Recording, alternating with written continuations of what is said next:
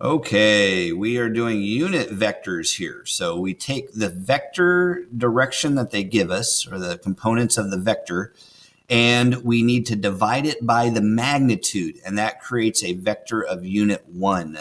So essentially what it looks like is we have our vector v, whatever the components are, and we're dividing each component, that's a divide sign, by the magnitude of v. By the magnitude of v. And what that does is it converts the vector that we have here into a unit vector. And unit vectors are easier to use because it has that property and magnitude of 1 going on with it. Okay, let's go ahead and get started.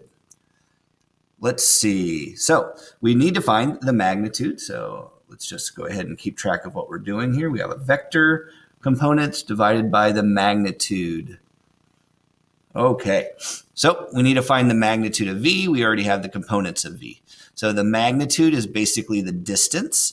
So I'll do it over here. We got the magnitude of v is going to be equal to the square root of the x components, -5, quantity squared, plus 5 squared.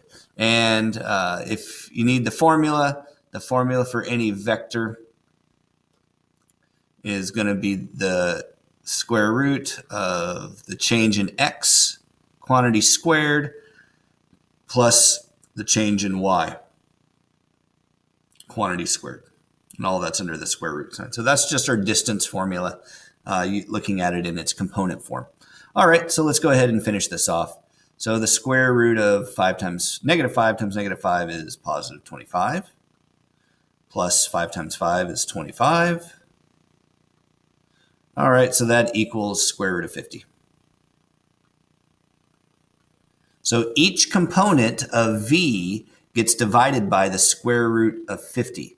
All right, so the unit vector v is going to be equal to, and I'll call it v1, it's going to be equal to the -5 divided by the magnitude, square root of 50, comma, this is a way of representing it, so the direction of it, and we have a 5 divided by square root of 50. Okay, so that's all you do is you need to just find the magnitude, you divide each component by the magnitude, and that's all there is to it. So very clearly, it's letter B. Got it.